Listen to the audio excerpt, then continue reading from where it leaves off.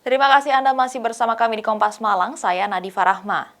Seorang pasangan suami istri, Pak Sutri di Kabupaten Malang, Jawa Timur, tega suntik adik kandung sendiri dengan sabu. Aksi tega ini dilakukan tersangka sebagai bentuk pelampiasan karena sakit hati kepada orang tua. Upaya penggerebekan yang dilakukan petugas Satreskrim Polres Malang di rumah tersangka ini terekam dalam sebuah video amatir. Tersangka yang merupakan pasangan suami istri atau Pak Sutri ini digerebek di rumahnya di daerah Ngamarto, Kecamatan Lawang, Kabupaten Malang. Selain berhasil menangkap kedua tersangka serta mengamankan barang bukti, polisi juga berhasil menyelamatkan korban yang saat itu disekap oleh kedua tersangka. Dalam aksinya, tersangka Koko, 28 tahun, dan Dinda, 30 tahun, nekat mencekoki adik kandung di bawah umur dengan sabu. Dari keterangan petugas, tersangka Koko sepakat mengajak istrinya Dinda untuk meracuni adiknya E, 17 tahun, dengan sabu. Tersangka membeli beberapa poket sabu kepada Cipeng, seorang bandar asal Pasuruan, senilai Rp300.000.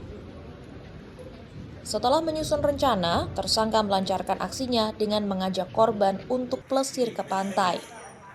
Alih-alih rekreasi, korban justru disekap dalam kamar dan dipaksa disuntik sabu.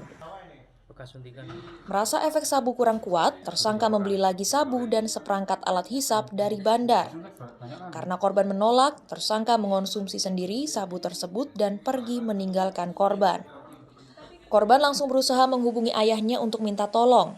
Tak lama, ayah korban datang bersama petugas yang langsung meringkus tersangka.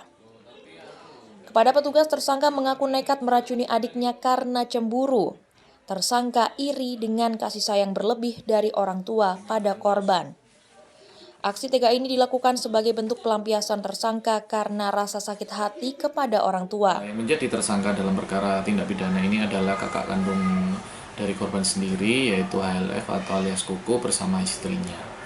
Bagaimana cara mereka melakukan ini dengan pemaksaan tentunya yang sudah diniatkan sehari sebelumnya kepada korban dengan cara untuk membujuk korban ini untuk melakukan wisata. Tapi ternyata kemudian korban dibawa dari rumahnya, izin ke orang tua tersangka sendiri, kemudian dilakukan penyekapan di rumah tersangka hingga terjadi penyalahgunaan narkoba itu dengan cara disuntikkan kepada korban.